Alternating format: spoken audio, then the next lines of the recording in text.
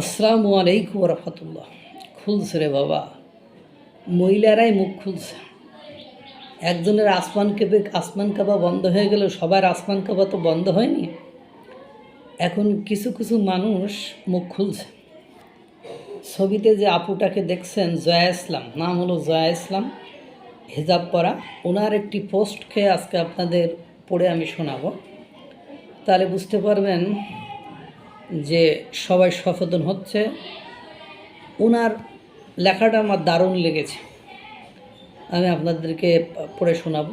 উনি বলছে, যদি 501 নম্বরের বিরুদ্ধে কথা বললে শাহবাগী হইতে হয়, আমি একজন স্বঘোষিত শাহবাগী।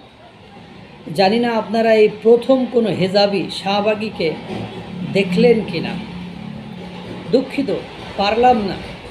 আমি মাদ্রাসায় বাচ্চা বলাৎকারকে সমর্থন দিয়ে জান্নাতে যাওয়ার পথ সুগম করতে। দুঃখিত, পারলাম না ছেলে বাচ্চাদের পায়ুপথ দিয়ে সঙ্গমকে সমর্থন করে নিজের জান্নাতের পথ সুগম করতে। পারলাম না ছোট ছোট বাচ্চাদেরকে অমানবিক নির্যাতনকে সমর্থন করতে। পারলাম না একজন মানুষ হিসেবে। অন্যান্য সব জায়গায় ধর্ষণ হয়, কিন্তু ধর্মীয় স্থানে কেন হবে? ধার্মিক মানুষগুলো হবে আম জনতার থেকে আলাদা। হওয়া উচিত তাদের দেখে একটা অধার্মিক ও ধর্মের পথে আসবে। সত্যি কথা বলতে, বাঙ্গু, শাহবাগী এইগুলো সব লোকাল স্ল্যাং, চ্যাটজিপির করে লাভ নাই। অস্ট্রেলিয়াতে ম্যাকডোনাল্ডসকে ম্যাক্কাস ডাকা হয়, এটা অস্ট্রেলিয়ার লোকাল স্ল্যাং। বাংলাদেশের অনেক মানুষের ধারণাই নাই এই ব্যাপারে। প্রতিটা দেশের জন্য লোকাল স্ল্যাং থাকে। শাহবাগী, বাঙ্গু এবং এমনই বাংলাদেশি লোকাল স্ল্যাং, মানে স্থানীয় যে গালিগালাজ আর কি। আমার কাছে মনে হয় ধর্ম মানে হলো ধারণ করা, সহিষ্ণু হওয়া, বেটার হিউম্যান হওয়া। প্রতিদিন রিচুয়াল লেবাস আসে, এরপর আপনার সাথে মতের মিল না হলেই ধর্ষণের হুমকি, হত্যার হুমকি। ভাই, এইগুলো আপনাদের মতো অশিক্ষিতদের সাথেই যায়।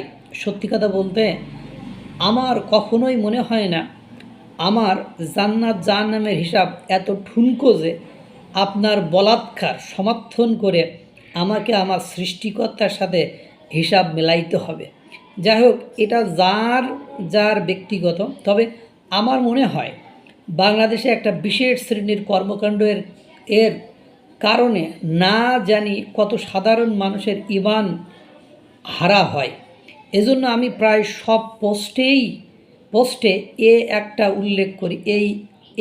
এইটা উল্লেখ করি, ইসলাম আর সেই বিশেষ শ্রেণী এক নয়। কিছু মানুষ আছে যাদের দিকে তাকালে মনে হয় 2 ওয়াক্ত নামাজ বেশি পড়ি। কিছু মানুষের দিকে তাকালে মনে হয় গায়ে খুসখুসার পাতা লাগছে। দুইজনই ধার্মিক বলে নিজেকে মনে করে। তবে ডিফারেন্সটা আপনাকে খুঁজে নিতে হবে। সন্তান ভুল করলে সন্তানকে শাসন করতে হয়, না হলে সেই সন্তানের বেয়াদবি দিন দিন বাড়তে থাকে। বাংলাদেশে ভালো ধার্মিক মানুষের সংখ্যায় হয়তো বেশি, তার ভেতর থেকে যে কয়জন খারাপ তাদের বিচারটা করলেই ঝামেলা মিটে যায়। বাংলাদেশে যারা সত্যি ভালো আলেমগণ আছেন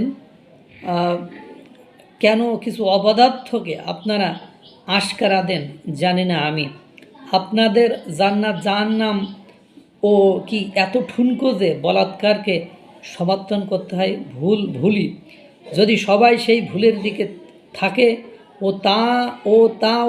সেটা ভুল।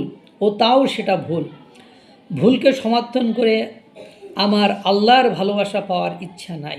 বাকিটা দেখা যাক ইনশাআল্লাহ। মানে বেশি বেশি করে এডুকেটেড মানুষের ধর্মচর্চা করা উচিত।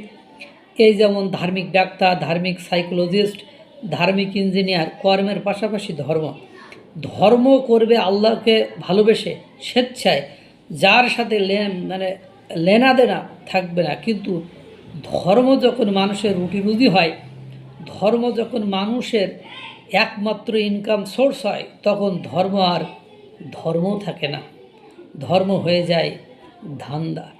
জয়া ইসলাম আপু, উনি অস্ট্রেলিয়ান প্রবাসী। ওনার লেখাটা উনি দারুণ লিখেছেন।